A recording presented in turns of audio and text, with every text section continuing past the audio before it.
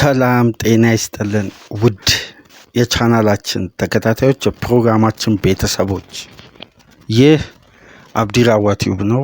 ፕሮግራማችንን ላይክ በማድረግ እንድትጀምሩ ላይክ ስታደርጉ የዚህን ፕሮግራም ተደማጭነት ተደራሽነት ከፍ ስለሚያደርግ ላይክ እያደረጋችሁ እንድታደምጡን አዲስ የሆናችሁ ሰብስክራይብ በማድረግ ለዚህ ቻናል ቤተሰብ እንድትሆኑ እንዲሁም ይህንን ፕሮግራም ከሀገር ውጭ የምታደምጡ የቻናላችን ተከታታዮች ድጋፋችሁን በሱፐር ስቲከር፣ ሱፐር ቻት፣ ሱፐር ታንክስ ድጋፍ እንድታደርጉ በአክብሮት እየጋበዝን በትናንትናው ዕለት ከኖርዌይ ለተደረገልን የሱፐር ታንክስ ድጋፍ ከልብ ወዳጃችንን እያመሰገንን ሌሎቻችሁም ድጋፍ እንድታደርጉ የአክብሮት ግብዣችን ነው። ትናንት በተደረገ የእንግሊዝ ፕሪሚየር ሊግ አንድ ተጠባቂ ቀደም ብሎ በካራቦ ካፕ የፍጻሜ ጨዋታ በ31ኛ ሳምንት የእንግሊዝ ፕሪሚየር ሊግ ሊደረግ የታቀደ የሊግ ፊክስቸር ተዘዋውሮ እንግዲህ ትናንት ምሽት በወልቭስ እና አርሴናል መካከል በሞሊኒው የተደረገ ጨዋታ ነበር። ተጠባቂ ለሚኬል አርቴታ አርሴናል የነጥብ ልዩነቱን ወደ 7 ለማስፋት የሚያመች ትልቅ አጋጣሚ ተፈጥሮ እንግዲህ አርሴናል ይህንን ትልቅ አጋጣሚ ማንቸስተር ሲቲ ላይ የበለጠ ጫና ለማሳደር የሚያመቸውን ሳይጠቀም የቀረበት በ20ኛ ደረጃ ላይ የሚገኘውን ወልቭስን በሞሊኒው በተደረገው ጨዋታ 2-2 ተጠናቋል። ስለዚህ ጨዋታ እስቲ ድህረ ጨዋታ ነጥቦች ላይ እንወያይ። 2-2 የሚኬል አርቴታ አርሴናል በሊጉ መጨረሻኛ ደረጃ የሚገኝ ከወዲሁ የመውረዱ እድል በጣም ሰፊ የሆነ በሊጉ ላይ የመቆየቱ አጋጣሚ በጣም አነስተኛ ከሆነ ክለብ ጋር 2-2 በወልቭስ ስቴዲየም መለያየቱ በዋንጫ ፉክክሩ ላይ የተለየ ተጽዕኖ ይፈጥራል ወይ? ከፈጠረስ ምን አይነት ክፍተቶችን ይዞ ሊመጣ ይችላል የሚለውን በዚህ ፕሮግራም የምንወያይ ይሆናል። አርሴናል ከረፍት በፊት በ4ኛ ደቂቃ ላይ ከዴክላን ራይስ በአስደናቂ ሁኔታ ክሮስ የተደረገችዋን ኳስ ቡካዮ ሳካ የኮንትራት ዘመኑን ለ5 ዓመት በአርሴናል ቤት በፈረመበት በነጋታው እንግዲህ አስደናቂ ሄዲንግ በጆዜ ሳር ሾት ያለፈች ግሩም ሄዲንግ አስቆጥሮ አርሴናል ገና በጨዋታው 4ኛ ደቂቃ ላይ ነበር በጨዋታው አድቫንቴጅ መውሰድ የቻለው። ጨዋታው ቀጥሎ ከረፍት መልስ 56ኛ ደቂቃ የመጀመሪያ በአርሴናል ማሊያ ግብ ማስቆጠር የቻለው ፒሮ ሂንካፔ 56ኛ ደቂቃ ላይ ከቡድን አጋሩ በሴንተር ባክ ፖዚሽን ላይ አብሮ በጋራ የግራውን የሜዳ ክፍል ይዞ የሚጫወተው ጋብሪኤል ማጋሌሽ አሲስት አድርጎ ሂንካፔ 56ኛ ደቂቃ ላይ አስቆጠረ። የአርሴናል የጨዋታ አድቫንቴጅ ወደ 2 ግብ ከፍ ያለበት የ2 ግብ ልዩነት የተፈጠረበት አጋጣሚ ነበር። 56ኛ ደቂቃ ላይ አርሴናል በጨዋታው 2-0 መምራት የቻለው። ከ5 ደቂቃ በኋላ ሂጎ ቢዬኖ በአስደናቂ ሁኔታ ወልቭስን ወደ ጨዋታ የመለሰች ግሩም ግብ አስቆጠረ። ይሄ ፉልባክ የኤንትኑሪ መልቀቅን ተከትሎ የቋሚነትን ስፍራ አግኝቶ ከቡሰት ከተመለሰ በኋላ የመጀመሪያ ግቡን በዘንድሮ ሲዝን አስቆጠረ።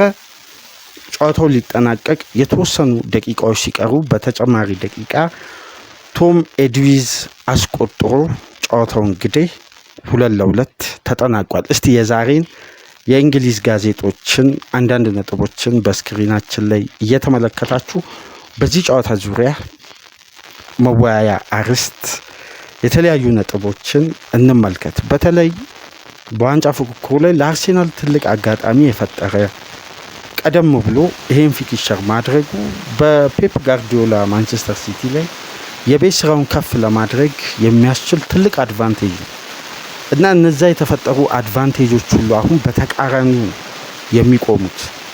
ምክንያቱም በዚህ ጨዋታ ከወልቭስ ይልቅ የበለጠ 3 ነጥቡ ወይም ከዚህ ጨዋታ ማሸነፍ ድል ማድረግ በአንገብጋቢ ሁኔታ የሚፈለገው ከሚኬል አርቴታ አርሴናል ነው።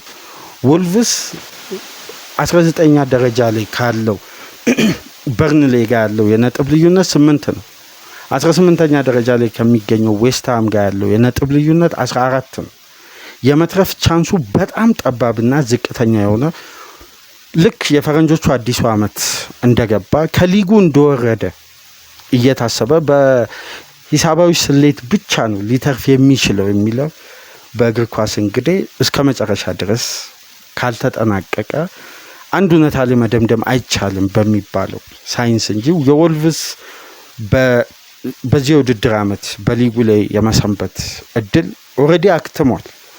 የሚካኤል አርቴታ አርሴናል ግን ከጨዋታ ጨዋታ በየሳምንቱ በሚያሳየው ብቃትና በሚያስመዘግበው ውጤት በተለይ ፈረንጆች 2026 ከገባበት ጊዜ አንስቶ ማሳካት ካለበት 21 ነጥብ ያሳካው 10 ነጥብ ብቻ ነው ካለፉት 7 ጨዋታዎች። በተለይ በተከታታይ ሳምንት የምንመለከተው ከሜዳ ውጪ የሚደረጉ ጨዋታዎች ላይ የሚካኤል አርቴታ አርሴናል የሚሰጠው ምላሽና ጨዋታው ላይ የሚጠቀመው አድቫንቴጅ ከጨዋታ ጨዋታ አንዳንድ መነጋገሪያ አርዕስት አዳዲስ ጉዳዮችን እየፈጠረ ትናንት እንግዲህ በእንግሊዝ እግር ኳስ ታሪክ በሊጉ አናት ላይ የተቀመጠ ክለብ በ27ኛ የፕሪሚየር ሊግ ጨዋታውን 2-0 እየመራ በሊጉ 20ኛ ደረጃ ላይ የሚገኝ ክለብ ከ2-0 2 አቻ አድርጎ ሲያጠናቅቅ ይሄ በታሪክ ለመጀመሪያ ጊዜ ነው።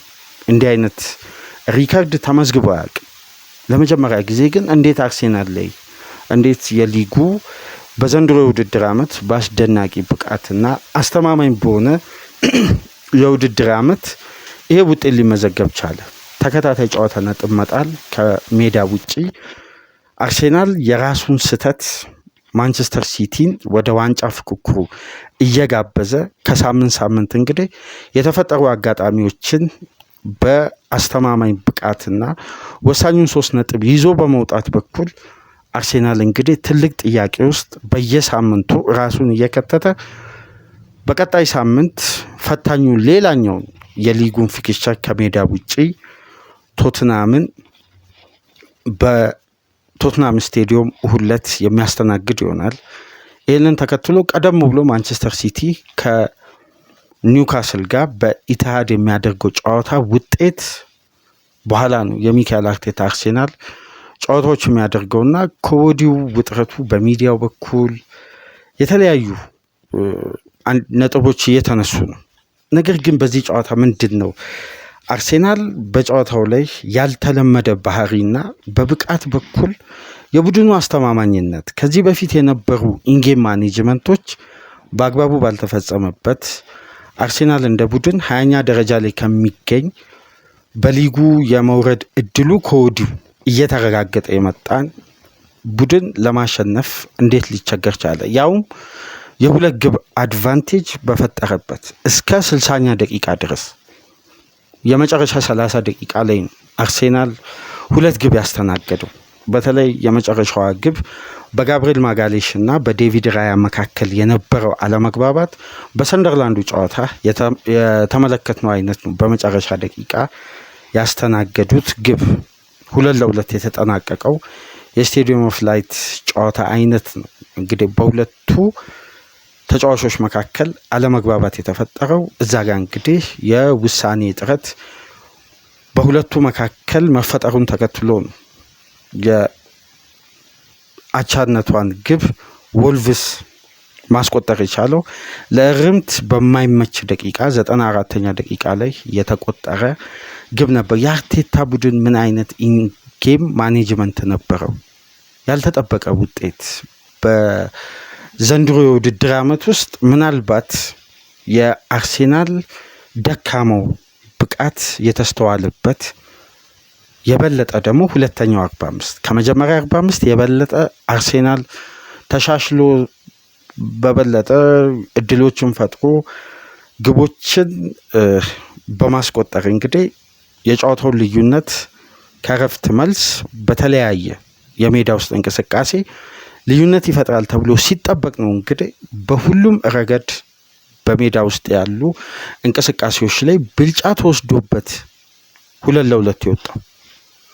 እስቲ የመጀመሪያ 45ን አንዳንድ ቁጥራዊ መረጃዎችን እንመልከትና በሁለተኛ 45 ይሄ አርሴናል ብቃት መስተዋሉ ያለፉትን የሚካኤል አርቴታ አርሴናል የገጠማቸው ቡድኖችን በዛ ጨዋታ የታዩ የሜዳ ውስጥ እንቅስቃሴና የተደራራቢ ጨዋታ ጫና ተመሳሳይ ካራክተር ያላቸው ቡድኖችን ከሜዳው ውጪ በሜዳውም መግጠሙን ተከትሎ የዚህ ጨዋታ ሎድ አርሴናል ላይ የበረታ ይመስላል። በሜዳ ውስጥ የምናስተውለው እንቅስቃሴ በአጠቃላይ ከድካም ጋር ተያይዞ ሜዳ ውስጥ በበቂ ሁኔታ ተጫዋቾች ፐርፎርም ለማድረግ መቸገራቸውን ከመጀመሪያ 45 ጀምሮ እየተመለከትን ነው። ከኋላ መስመር እስከ ፋይናል ሰርድ ባሉ እንቅስቃሴዎች ለምሳሌ አርሴናል ከረፍት በፊት 0.06 ኤክስጂን ያስተናገደው ምንም ማለት ይቻላል ከወልቭስ። ነገር ግን አርሴናል በተቃራኒው 1.33 ኤክስጂ ክሬት ማድረግ ችሏል። እንዲሁም በጨዋታው 68% የኳስ ቁጥጥር ብልጫ ወስዷል። 7 ሙከራ አድርጎ 3ቱ ኢላማቸውን የጠበቁ፣ አንዱ ወደ ግብነት የተቀየረ፣ 2ቱ ደግሞ ቢግ ቻንስ ነበሩ። በዚህ የጨዋታ እንቅስቃሴ በጨዋታው ውስጥ ከነበሩ ደግሞ ስኬታማ ፓሶች ውስጥ አርሴናል 87% የጨዋታው ላይ የተደረጉ ፓሶች ውጤታማ ነበሩ። 266 ፓስ አቴምት አድርጎ 232ቱን በስኬት አጠናቆ ከወልቭስ የደረሰበት የጨዋታ ጫና አልነበረው። ከረፍት በፊት በነበረው እንቅስቃሴ ግን ጨዋታውን ዶሚኔት ለማድረግ የመረጠበት የጨዋታ ስትራቴጂ ለምሳሌ ቡካዮ ሳካን እንዳለፈው እንደ ዊገኑ ጨዋታ ከዚህ ፕሮግራም ቀደም ብሎ እንዳነሳ ነው በ10 ቁጥር ቦታ ላይ በቀጥታ በማስገባት የአርሴናልን የክሬቲቪቲ አቅም የበለጠ ከፍ አድርገው የዳይሬክት አታክ ስትራቴጂን የሚጠቀም የሚመስል አስተላለፍ ነበር የተጠቀመው። ነገር ግን የጨዋታው እንቅስቃሴ ፍሎ በአስተላለፉ ለውጥ ምንም አይነት ተጽዕኖ አልፈጠርም። ተመሳሳይነት ባህሪ ያለው ያለፉትን ጊዜያት ሲጠቀም የነበረው ወደ ዊንግ የሚወጡ ኳሶች የሚበዙበት ከዊንጉ የሚፈጠሩ እድሎች ደግሞ አነስተኛ የሆነበት። ለዚህ ነው በጨዋታው የጋብሪኤል ማርቲኔሊ ከወልቭስ ተጫዋቾች ጋር ባደረገው የአንድ ለአንድ ግንኙነት 15 ኳሶችን የተነጠቀው። ይሄ ማለት የአርሴናል የማጥቃት እንቅስቃሴ በአብዛኛው ወደ ክንፍ እየወጡ ተመሳሳይነት ባህሪ ያለው ነገር ግን ያስተላለፍ ለውጥ የተደረገበት የሜዳ ውስጥ እንቅስቃሴ ነው። ማድዌኬም ማርቲኔሊም ቻንስም ሙከራም በጨዋታው ትላልቅ የሜዳ ውስጥ እንቅስቃሴ ሳያሳዩ ማድዌኬ ቀደም ብሎ ተቀይሮ ወጣ። ማርቲኔሊ ጨዋታውን ቢያጠናቅቅም ግን ፐርፎርማንሱ በቂ አልነበረም ይሄን ጨዋታ ለማሸነፍ የተደረገ እንቅስቃሴ። በተመሳሳይ ደግሞ ቪክተር ዮኬሬስ በዘንድሮ ሲዝን በፕሪሚየር ሊግ ካደረጋቸው ጨዋታዎች ውስጥ 60% ያለ ሙከራ ነው ያጠናቀቀው። ይሄ ተጫዋች በቀጥታ የቡድን እንቅስቃሴ ላይ ይሳተፍ እንጂ በቂ ሰርቪስ፣ በቂ የጨዋታ ስትራቴጂና ሲስተማቲካሊ ይሄ ተጫዋች አርሴናል ከኳስ ጋር ሲቆይ ያለው እድልን ክሬት የማድረግ ለተጫዋቹ ስፔሶችን ተመልክተው ቻንሶችን ክሬት ለማድረግ ከቡድን አጋሮቹ የሚደርሰው ምንም አይነት ሰርቪስ ስለሌለው በትናንትናውም ጨዋታ በተመሳሳይ መልኩ አንድ አይነት ፐርፎርማንስ እንዳለፉት ጊዜያት ተጫዋቹ ሲተችበት ሲታማበት እንደነበረው በተመሳሳይ መልኩ የተጠናቀቀ ነው። ስለዚህ አርሴናል ጨዋታውን ከረፍት በፊት በተሻለ ቁጥር ዶሚኔት ቢያደርግም በሙከራ በኩል ጨዋታውን ከአንድ ግብ በላይ የመምራት እድልን የመፍጠርና ተደጋጋሚ ጫና በማድረግ በኩል በዛ ደረጃ ከወልቭስ ስታንዳርድ አንጻር የአርሴናል ብቃት በቂ አልነበረም። ሁለተኛ 45 በተሻለ እንቅስቃሴ በተሻለ አማራጭ ጨዋታው ላይ አርሴናል ይመለሳል ተብሎ ሲጠበቅ በሙሉ 90 ደቂቃ አርሴናል 1.88 ኤክስጂ ነው ያደረገው። 1.33 ኤክስጂውን ከረፍት በፊት ነው ክሬት ያደረገው። ከረፍት በኋላ 0.53 ነው አርሴናል ኤክስጂ ክሬት ማድረግ የቻለው። በዘንድሮ ሲዝን ለሁለት ተከታታይ ጨዋታ ዝቅተኛ ኤክስጂ በተከታታይ ከሜዳ ውጪ ሲያስመዘግብ ለመጀመሪያ ጊዜ ነው። ባለፉት 3 የውድድር ዓመት እንዲህ አይነት የአርሴናል ተከታታይ ከሜዳ ውጪ አነስተኛ ኤክስጂ ሁለተኛ 45 ያስመዘገበበት ሲዝን የለም። ይሄ ለመጀመሪያ ጊዜ ነው። ከብሬንፎርድ ጋር ያለፈው ሐሙስ በተመሳሳይ የተመዘገበ ቁጥር ነበር። እንደምታስታውሱት ብሬንፎርድ ከአርሴናል በ0.75 ኤክስጂ መብለጡ በዘንድሮ ሲዝን ለመጀመሪያ ጊዜ አንድ ተጋጣሚ ከአርሴናል ጋር ባደረገው ጨዋታ ለመጀመሪያ ጊዜ የተመዘገበ ሰፊ የኤክስጂ ልዩነት ነው። ትናንት ምሽት ደግሞ ሁለተኛ 45 አርሴናል ለተከታታይ ጨዋታ አነስተኛ ኤክስጂ ያስመዘገበበት ነው። ከረፍት በፊት 68% የኳስ ቁጥጥር ብልጫ የነበረው ቡድን ከረፍት በኋላ 49% ነው። ወልቭስ ለመጀመሪያ ጊዜ ከቶፕ 6 ቡድኖች ጋር ባደረገው ጨዋታ በሜዳውም ከሜዳውም ውጭ በሁለተኛ 45 ከፍተኛ ፖዚሽን በመብለጥ ለመጀመሪያ ጊዜ ነው በዘንድሮ ሲዝን ይሄን ቁጥር ማስመዝገብ የቻለው። በጨዋታው እንግዲህ ሁለተኛ 45 አርሴናል ከመጀመሪያው 45 መውረዱን የሚያሳየው 87% የኳስ ቁጥጥር ብልጫ መጀመሪያ 45 ላይ ያደረገ ቡድን በአንዴ ግራፉ ወርዶ 76%፣ ፓስ አቴምቱ 214፣ የስኬት መጠኑ ደግሞ 163 ነበር። በእጅጉ ነው የአርሴናል ፓስ ሲቆራረጥ የነበረው። ወልቭስ ለመጀመሪያ ጊዜ በሜዳውም ሆነ ከሜዳውም ውጭ ሁለተኛ 45 81% የኳስ ቁጥጥር ብልጫ ተጋጣሚ ላይ ሲያሳይ ከቶፕ 6 ክለቦች ጋር ባደረገው የዘንድሮ የውድድር ዓመት 223 ፓሶችን ሞክሮ 180ውን በስኬት ያጠናቀቀበት። ይሄ በአርሴናል በኩል አንደኛ ያለው ፍላጎት ኢንቴንሲቲ፣ ኢነርጂና በሜዳ ውስጥ ያለው ኮንሰንትሬሽን ሁለተኛ 45 በበለጠ ከመጀመሪያው 45 መውረዱን በተጫዋቾች መካከል ጌሙን ኮንትሮል ለማድረግ የበለጠ ደግሞ ሁለተኛዋን ግብ ሂንካፔ ካስቆጠረ በኋላ አርሴናል የነበረው ፍላጎትና በማጥቃት እንቅስቃሴ ላይ ምን ያክል መዳከሙን ምንመለከተው በሁለተኛ 45 አንድ ሙከራ ኢላማውን የጠበቀ ነው ያደረገው። አንድ ኢላማውን የጠበቀ ሙከራ 3 ሙከራዎችን ሲያደርግ የነዚህ የሙከራ መጠን በጣም ዝቅተኛ ኤክስጂ ነበረው።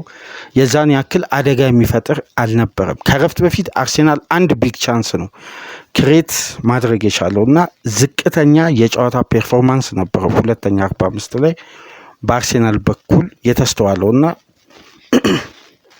በዚህ መሰረት በኤክስፔክትድ ግብ አርሴናል አንሶ ከመጀመሪያ 45 የበለጠ ወደ ተጋጣሚ ግብ ከመቅረብ ይልቅ በራሱ የመጫወቻ ክልልና በአማካይ ክፍል የነበሩ የኳስ ንክኪዎች ናቸው በአብዛኛው የተመለከቱት። ነገር ግን ከነዚህ ሁሉ ቁጥሮች ለየት የሚያደርገው በተጋጣሚ የመጫወቻ ቦክስ ከረፍት በፊት አርሴናል 23 ኳሶችን በመንካት አንድ ግብ ብቻ ነው ያስቆጠረው። ከረፍት በኋላ ግን 8 ኳሶችን ብቻ ነው መንካት የቻለው።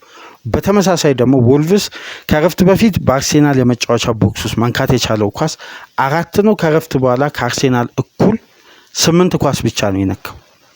ሁለቱም ቡድኖች በስኬት ደረጃ ከተመለከትን ወልቭስ ውጤታማ ነበር። 8 ኳስ በመንካት ከ8ቱ 2ቱን ወደ ግብ መቀየር ችሏል። አርሴናል 8 ኳስ ብቻ ነክቶ አንድ ኢላማውን የጠበቀ ሙከራ ነው ማድረግ የቻለው። በዘንድሮ የውድድር ዓመት ከተመለከትናቸው የሜዳ ውስጥ እንቅስቃሴና የአርሴናል እንደ ቡድን ፐርፎርም ያደረገበት ምናልባት ደካማው 90 ደቂቃ ማለት ይቻላል። በአጠቃላይ እንደ ቡድን የነበረው ፍላጎት የነበረው የጨዋታ ስትራቴጂ እንደ ወትሮ አልነበረም። ጨዋታን ለመግደል የሚመርጡት የጨዋታ ስታይልና በሜዳ ውስጥ እንደ አንድ በሊጉ አናት ላይ እንደተቀመጠ ጫና ውስጥ እንዳለ ቡድን ይህን ጨዋታ በአስፈላጊ ሰዓት ለሚካኤል አርቴታ 3 ነጥብ ምንም አይነት ጥያቄ የማይቀርብበት በአንገብጋቢ ሁኔታ በሚጠበቅበት ሰዓት እንዲህ አይነት ብቃትና ውጤት መመዝገቡ በአጠቃላይ ሁኔታውን በበለጠ ፖዚቲቭ ሁኔታዎችን እየፈጠረ አይደለም። ምክንያቱም ተከታታይ ጨዋታ አርሴናል በእንዲህ መልኩ የብሬንፎርድ ጨዋታ አርሴናል አንዳቻ ከሆነ በኋላ ያሳየው ብቃት የበለጠ ግብን ለማስቆጠር የነበረው ፍላጎትና የማጥቃት እንቅስቃሴ በብሬንፎርድ በባለሜዳው ቡድን ላይ ነበር ሜዳ ውስጥ ባለ እንቅስቃሴ የሚስተዋለው።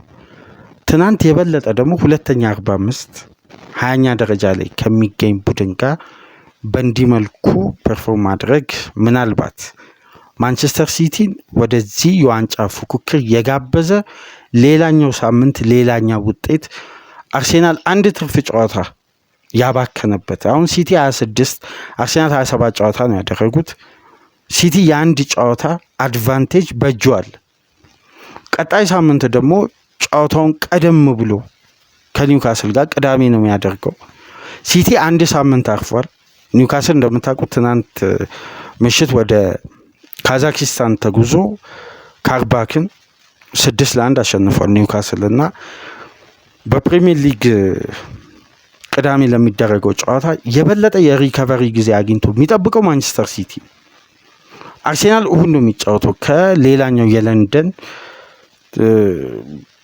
የአርሴናል ተቀናቃኝ ደርቢ ቶትናም ጋር። ያለፈው ሳምንት ቶማስ ፍራንክን አሰናብቶ ኡጎር ቱዶርን የቀጠረው ቶትናምን የሚገጥመውና እነዚህ ጉዳዮችን በአጠቃላይ ሰብሰብ አድርገን ስንመለከት ለአርሴናል ቀጣይ ጊዜያት የበለጠ ፈተናና ውጥረት የበዛበት ሊሆን ይችላል። እንደ ቡድን ግን እንዴት ነው አርሴናል በዚህ ደረጃ በእንዲህ መልኩ ሲጠበቅ እንዲህ አይነት ብቃት ማሳየት የቻለው?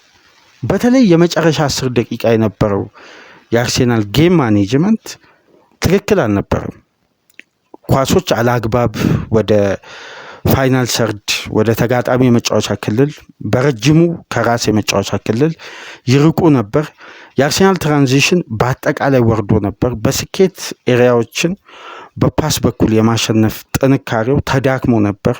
ሜዳ ውስጥ የነበሩ ፍላጎቶች፣ ተነሳሽነት ዋንጫን ለማሸነፍ ከፍተኛ እድል እንዳለው ቡድን አልነበረም ካራክተሩ።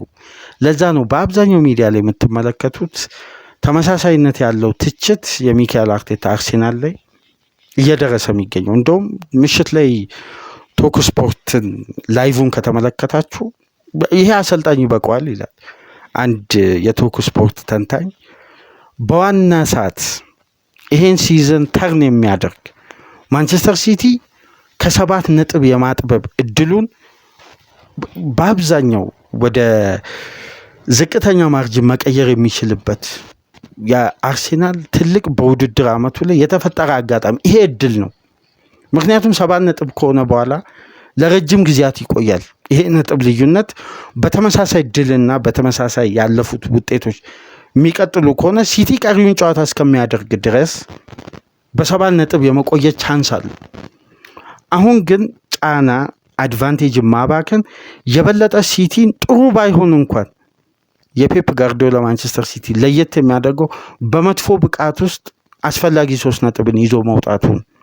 ጥሩ ፐርፎርም ባያደርግ ጨዋታ ላይ በተጋጣሚ ብልጫ ቢወሰድበት የዛን ጨዋታ ግን ወሳኙን ነጥብ በአስፈላጊው ሰዓት ሃንድል አድርጎ መውጣት ያቅበታል ከዚህ በፊት።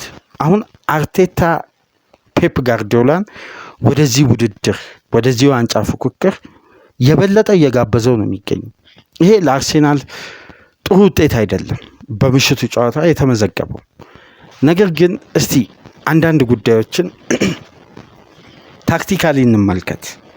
በምሽቱ ጨዋታ ለምንድን ነው የአርሴናል ላይን ብሬኪንግ ፓስ የቀነሱት? አርሴናል ለምንድን ነው የጨዋታውን ዳይሬክት አታክ በተለይ ወልቭስ በጨዋታው ከነበረው የሜዳ ውስጥ እንቅስቃሴና አርሴናልን ወደ ጨዋታ የሚመልስ የበለጠ አርሴናል ጨዋታዎች ላይ ዶሚኔት የሚያደርግበት የተጋጣሚ ስትራክቸር አለ። ለአርሴናል የሚያመቹ ወይም አርሴናልን ጨዋታው ላይ እንዲቆይ ጨዋታውን የበለጠ አድቫንቴጅ እንዲወስድ የሚያመች የጨዋታ ስትራቴጂ አለ።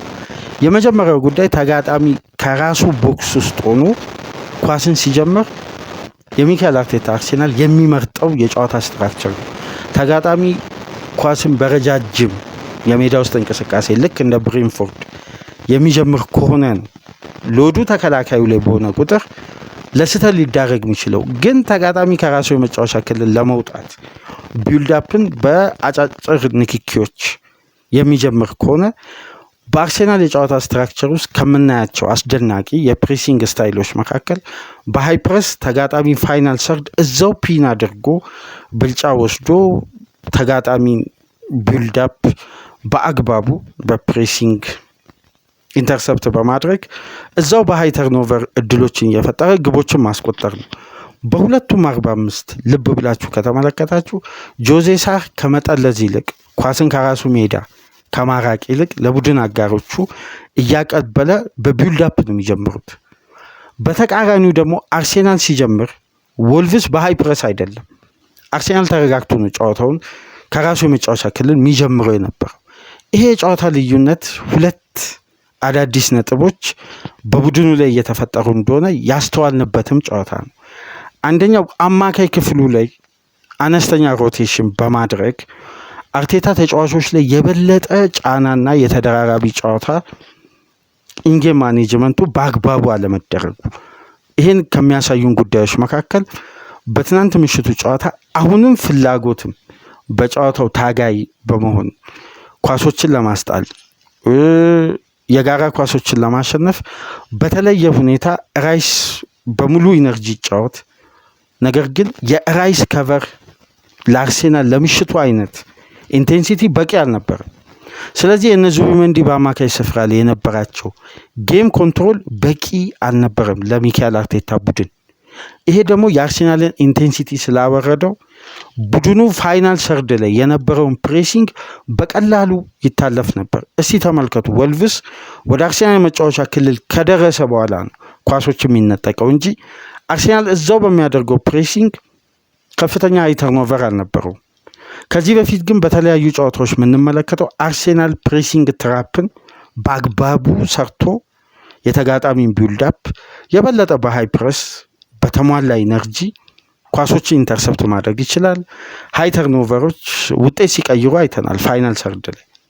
ግን በትናንትናው ጨዋታ አንደኛ የወልቭስ የጨዋታን ስትራቴጂ የሚካኤል አርቴታ አርሴናል ሜዳ ውስጥ በሁለቱም 45 ቅኝቱን ለማበላሸት ሆነ አግሬሲቭ ሆኖ ኳሶችን እየነጠቀ ኤሪያን ዶሚኔት እያደረገ እዛው ወደ ማጥቃት እንቅስቃሴ የመቀየሩ አቅም በጣም ተዳክሞ የቡድኑ ኢንቴንሲቲ ደረጃ ወርዶ ነበር የታየው። ይሄ ጉዳይ ደግሞ አርሴናልን በሁለተኛ 45 ጌሙን ኮንትሮል ለማድረግ የመረጠበት የጨዋታ ስትራቴጂ የበለጠ ለወልቭስ በራስ መተማመን ጨዋታውን ለመቀየር የትኛውንም አይነት አማራጭ እንዲሞክሩ የጋበዘ ነበር። የመጨረሻዋ ግብ ከመቆጠሩ ከተወሰኑ ደቂቃዎች በፊት ሊያንድሮ ትሮሳርድ ሰዓት ይገል ነበር በተጋጣሚ ሜዳ ክልል። ከዛም በኋላ አርሴናል ወልቭስ ጨዋታውን ድጋሚ ሲያስጀምር የነበራቸውን አቋቋም ብትመለከቱ የትኛውም አይነት ተጋጣሚ በቀላሉ አርሴናል ላይ አደጋ መፍጠር ይችል ነበር።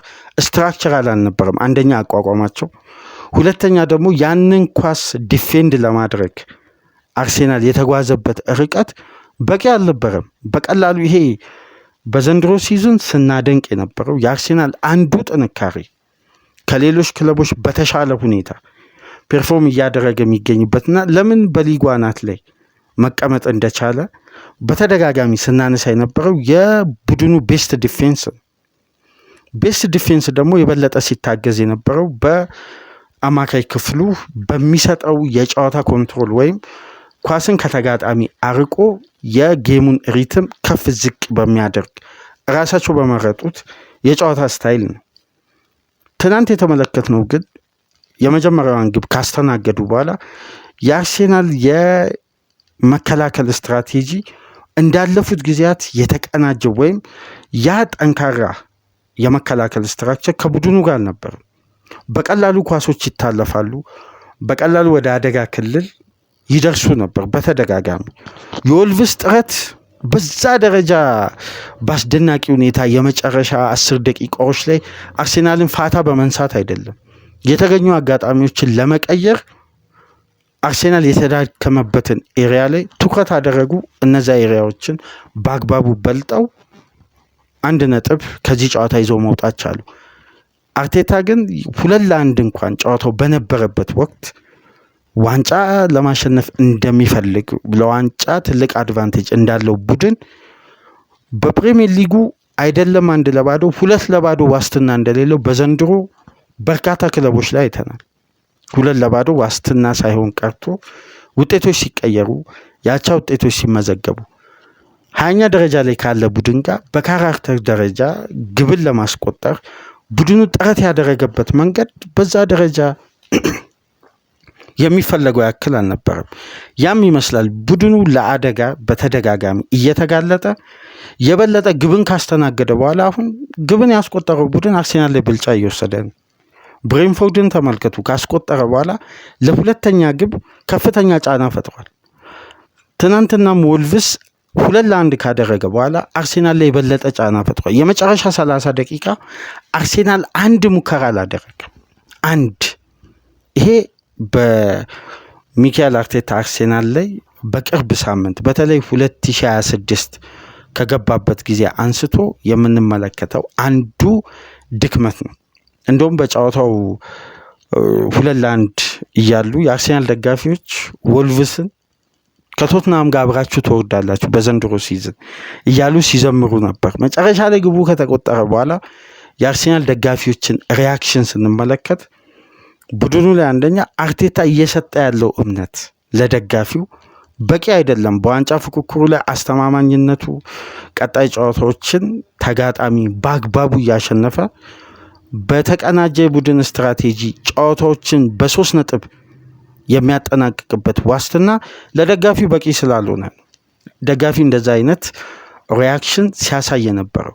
ለምሳሌ በማጥቃቱ በኩል ተመልከቱ። በሙሉ 90 ደቂቃ ከወልቭስ ጋር አሲስትም ጎልም ሙከራም 0 ነበር። ዮከሬስ 11 ኳስ ነው የነካው።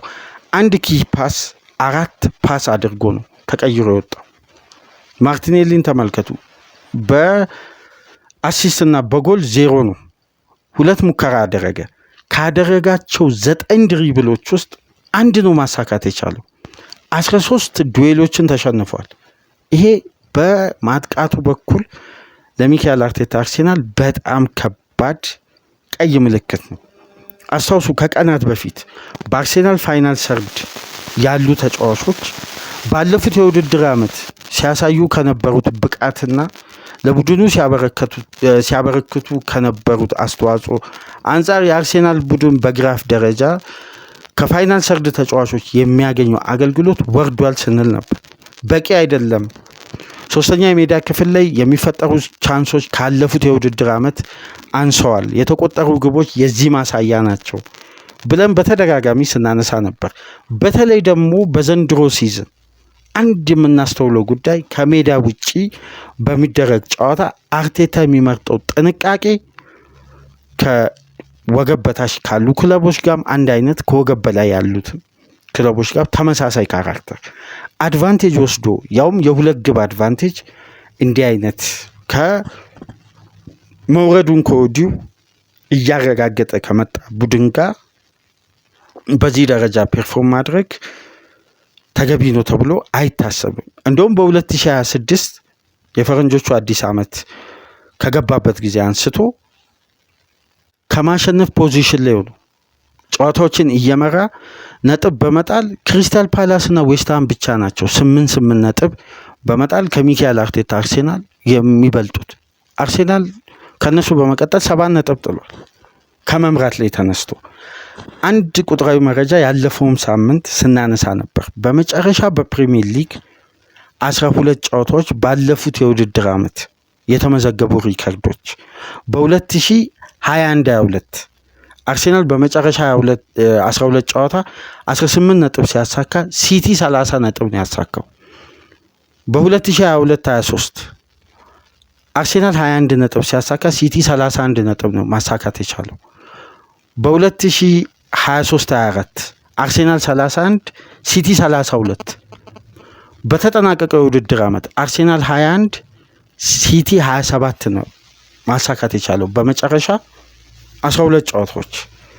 ስለዚህ የሚካኤል አርቴታ አርሴናል ካለፉት ጊዜያት አንጻር አሁን በሊጉ 27ኛ ሳምንት ላይ ነው የምንገኘው። አርሴናል ቀደም ብሎ ያደረገው ፊክስቸር ይሄ ደግሞ በፕሪሚየር ሊጉ ያለፉት ጊዜያት ለምሳሌ በተጠናቀቀው የውድድር ዓመት ሊቨርፑል በዚህን ሰዓት በ27ኛ ሳምንት 66 ነጥብ ነበር። አርሴናል አሁን 58 ነጥብ ላይ ነው የሚገኘው። ተከታዩ ክለብ አንድ ቀሪ ጨዋታ እያለው ይሄ ለሚካኤል አርቴታ አርሴናል እንግዲህ በዘንድሮ ሲዝን ምናልባት ለመጀመሪያ ጊዜ ቡድኑ ላይ ትልቅ ጥያቄና በዘንድሮ የውድድር ዓመት የዋንጫ ፉክክር ላይ ጥያቄ ሊያስነሳ የሚችል እንዳለፉት ዓመታት ሂደቶች እንዳይደገሙ የሚያሰጋ ውጤት ነው። የምሽቱ ጨዋታ በነገራችን ላይ የሲዝኑን የአርሴናልን ጉዞ ምናልባት በአመቱ መጨረሻ ሂሳባዊ ስሌት ላይ ይሄ ጨዋታ ዋጋ ሊያስከፍል ይችላል ሚካኤል አርቴታን ከቀጣይ ጨዋታዎች ጥንካሬ አንጻር። አርሴናል 2 ተከታታይ ለንደን ደርቢ ጨዋታ አለው ከቶትናም እና ከቼልሲ ጋር። ከዛን ከሜዳ ውጪ ወደ አሜክስ ነው የሚሄደው ወደ ብራይተን። ይሄ ፈታኝ ፊክስቸር ነው ለሚካኤል አርቴታ። በዘንድሮ ሲዝን ደግሞ ባልተለመደ መልኩ ከየትኛውም የፕሪሚየር ሊጉ ተጋጣሚ ቡድን አንድ ስታት አርሴናል ያልተለመደ የመከላከል ስትራክቸርን ያስመዘገበበት ነው። በፕሪሚየር ሊጉ 19 ግብ ተቆጥሮበታል። 6 እና ከዛ በላይ የሆኑ ግቦች በአርሴናል ላይ የተቆጠሩት የሙከራ ቮሊዩማቸው 0.04 ከሆነ ኤክስፔክትድ ግብ ላይ ነው አርሴናል ግቦችን ያስተናገደው። ይሄ ማለት የመቆጠር ቻንሱ ምንም 0 ላይ ያለ ደካማ ኳስ ነው ወደ ግብነት የተቀየረው። ከ19 ግቦች ውስጥ 6 እና ከዛ በላይ የሆኑ የተቆጠሩት በእንዲህ አይነት የጨዋታ ስትራክቸር ነው። በምሽቱ ጨዋታ ወልቭስ ያስቆጠረው ግብ 0.04 ነበር። የበለጠ አርሴናል ኳሱን ዲፌንድ የማድረግ አቅም ነበረው ወልቭስ ከማስቆጠር ይልቅ። ነገር ግን በራያና ጋብሪኤል መካከል በተፈጠረው አለመግባባት እንግዲህ የመጨረሻ ደቂቃዋን ግብ አርሴናል ማስተናገድ ችሏል። በአጠቃላይ በዚህ ጨዋታ እንዳለፉት ጊዜያት ፖዚቲቭ ጉዳዮችን ለቅመን የምናወጣበት የአርሴናል ፐርፎርማንስ አልነበረም የተመለከትነው። በርካታ ፖዚቲቭ ጉዳዮች ባለፉት ጨዋታዎች ስናነሳ ነበር። ከዚህ በፊት አንድ ጉዳይ በተደጋጋሚ ሳነሳላችሁ ነበር። ምናልባት በዚህ ቻናል ብቻ አድምጣችሁ ሊሆን ይችላል። በፕሪሚየር ሊጉ የዋንጫ ፉክክሩን የሚወስኑ ሳምንታት ከ25ኛ እስከ 30ኛ ሳምንት ያሉ ፊክስቸሮች ናቸው። ከተደራራቢ ጨዋታ ከፌስቲቭ ፊክስቸር በኋላ የሚደረጉ ኢንጌም ማኔጅመንቶች የሚወስኗቸው ጨዋታዎች ናቸው። ፕሪሚየር ሊጉን ለየት የሚያደርገው ከፈታኝ ፊክስቸሮች በኋላ የሚኖሩት ውድድሮች በአጠቃላይ በዋንጫ ፉክክሩ ላይ ላሉ ክለቦች ትላልቅ ፈተናዎችን ይዘው ነው ብቅ የሚሉት።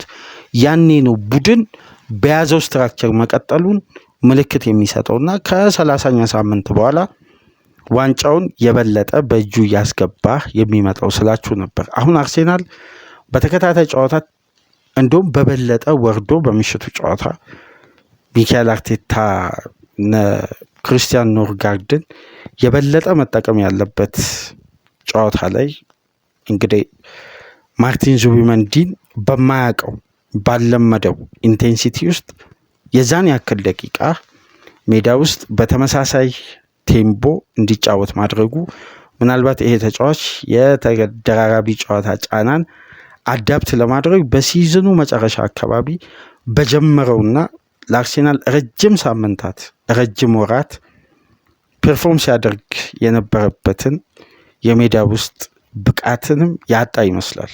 በምሽቱ ጨዋታ የበለጠ የአርሴናል የአማካይ ክፍል ብልጫ ሲወሰድበት በተለይ የመጨረሻ 30 ደቂቃ የዙቢመንዲ ድካም በግልጽ ሜዳ ውስጥ ይታይ ነበር። ግን ለነዚህ ሁሉ ውጤት መመዝገብ በግሌ የመጀመሪያው ትልቁ ድምር ውጤት አርሴናል ያለፉትን 5-6 ጨዋታ በሊጉ ያደረገው የጨዋታ ስትራክቸር እና የተጋጣሚ የጨዋታን ሲስተም ተመልከቱ። ሁሉም አካል ብቃት በጣም ኦቨርሎድ የበዛበት የጋራ ኳሶችን የማሸነፍ ጥንካሬና የበለጠ ሎው ብሎክና ጠንካራ የመከላከል ስትራክቸር በመያዝ ነው። በነዛ ጨዋታዎች የባከኑ ጉልበት፣ ፍጥነት አሁን ላይ ድምር ውጤቱ አርሴናል ተጫዋቾች ላይ መዛል ይስተዋላል። በተጠናቀቀው የውድድር ዓመት በዚህም ወቅት በተመሳሳይ አስታውሱ ዙቢመንዲ ላይ የሚታየው ድካም ኦራያን ግራቨንበርክ ላይ ይታይ ነበር። ሊጉን በጀመረበት ብቃት አይደለም ያጠናቀቀው፣ መውረድ ይስተዋል ነበር። ግን የነጥብ ልዩነቱ መስፋቱ ሊቨርፑል እንዲህ አይነት መንሸራተቶች ሲያጋጥሙት እነዛ የሰፉ የነጥብ ልዩነቶች የበለጠ አድቫንቴጅ መፍጠር ችሎ ነበር። በዋንጫ ፉክክሩ ላይ። አሁን እንግዲህ አርሴናል በቀጣይ እሁድ ከሜዳ ውጪ እዛው ወደ ለንደን ሌላኛው ክፍል ተጉዞ ጠንካራውን የለንደን ደርቢ ጨዋታ ያደርጋል። በዛ ጨዋታ በውጤትም በፐርፎርማንስም እንግዲህ ሪከቨር ያደርጋል ተብሎ ይጠበቃል። እንግዲህ በምሽቱ ጨዋታ ሚካኤል አርቴታና ተጫዋቾቹ ትልቁን አድቫንቴጅ ሳይጠቀሙበት ቀርተው ነጥብ ጥለዋል። አሁን ላይ ባለው ደረጃ በ27 ጨዋታ የ5 ነጥብ ልዩነት አርሴናል አሁንም በሊጉ አናት ላይ ነው። ሲቲ አንድ ቀሪ ጨዋታ ያለው ቅዳሜ ቀደም ብሎ ከኒውካስል ጋር ጨዋታ ያደርጋል። ቀሪውን ጨዋታ ደግሞ ከፍጻሜ በኋላ የሚያደርግ ይሆናል ከካራቦ ካፕ ጨዋታ በኋላ። እስቲ ጉዳዮችን እየተመለከትን በቀጣይ ቀናት ደግሞ የበለጠ ከዚህ ጨዋታ በድጋሚ ምስል አንዳንድ ነጥለ ማውጣት ያለብን የሜዳ ውስጥ እንቅስቃሴን ተመልክተን በሌሎች አርዕስቶች ተመልሰን እንመጣለን። ፕሮግራማችንን ላይክ አድርጉ። አዲስ የሆናችሁ ሰብስክራይብ፣ ከሀገር ውጭ የምታደምጡ በሱፐር ስቲከር፣ በሱፐር ቻት፣ በሱፐር ታንክስ ድጋፍ እንድታደርጉ በአክብሮት እየጋበዝን ለሐሙስ ያዝነው ፕሮግራም ይህንን ይመስል ነበር። ሰላም ቆዩ።